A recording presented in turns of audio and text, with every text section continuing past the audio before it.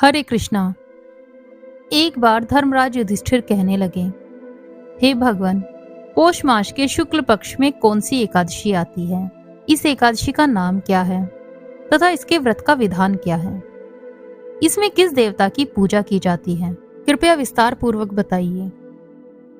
तब भगवान श्री कृष्ण बोले, पौष माह के शुक्ल पक्ष में आने वाली एकादशी को पौष पुत्रदा एकादशी कहा जाता है।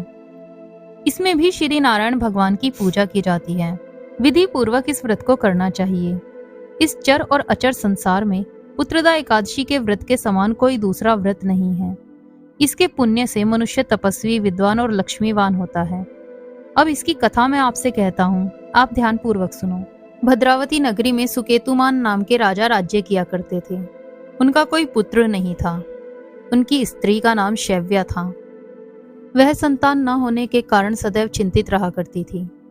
राजा के पितृ भी रो रोकर पिंड लिया करते थे और सोचा करते थे, इसके बाद हमें कौन पिंडदान करेगा।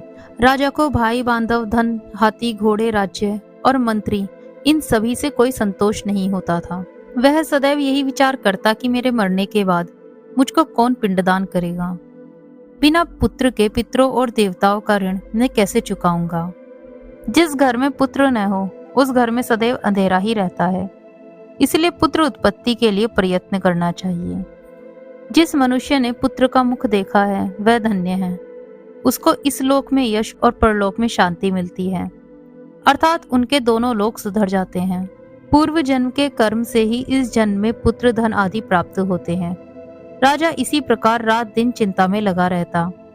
एक समय तो राजा ने अपने शरीर को त्याग देने का निश्चय किया, परंतु आत्मघात को महान पाप समझकर उसने ऐसा नहीं किया।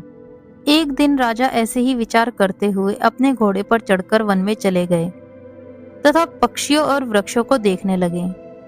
उन्होंने देखा कि वन में मृग, व्याघ्र, सुअर, सिंह, बंदर, सर्प आदि सब भ्रमण कर रहे हैं। हाथी अपने बच्चे और हत्तियों के बीच में घूम रहे हैं। वन में कहीं गीदड़ अपने कर्कश स्वर में बोल रहे हैं, कहीं उल्लू ध्वनि कर रहे हैं। वन के दृश्यों को देखकर राजा सोच विचार करने लग गए। इसी प्रकार आधा दिन बीत गया। वह सोचने लगे, मैंने कई यज्ञ किए, ब्राह्मणों को स्वादिष्ट भोजन से तृप्त किया, फिर भी मुझको इतना दुख प्राप्त हुआ, क्यों? राजा प्यास के मारे अत्यंत दुखी हो गए और पानी की तलाश में इधर उधर घूमने लगे। थोड़ी दूरी पर राजा ने एक सरोवर देखा।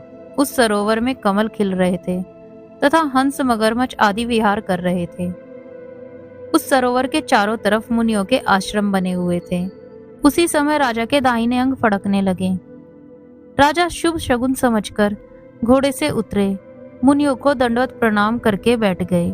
राजा को देखकर मुनियों ने कहा, हे राजन, हम आपसे अत्यंत प्रसन्न हैं। आपकी क्या इच्छा है सो कहो। राजा ने पूछा, आप कौन हैं और यहाँ किस लिए आए हैं? मुनि कहने लगे, हे राजन, आज संतान देने वाली पुत्रदा एकादशी है।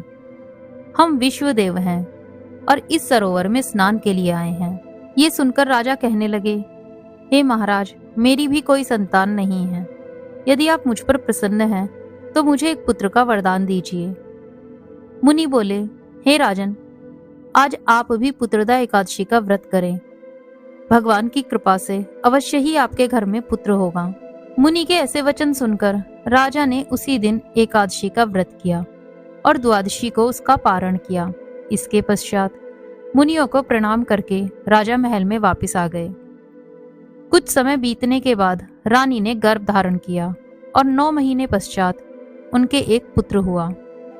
वह राजकुमार अत्यंत शूरवीर, यशस्वी और प्रजापालक हुआ। भगवान श्री कृष्ण बोले, हे राजन, पुत्र की प्राप्ति के लिए पुत्रदा एकादशी का व्रत करना चाहिए। जो मनुष्य इस महात्म को पढ़ता या सुनता है उसे अंत में स्वर्ग की प्राप्ति होती है। तो ये थी पुत्रदा एकादशी की कथा। आपको ये कथा कैसी लगी हमें कमेंट बॉक्स में जरूर बताएं।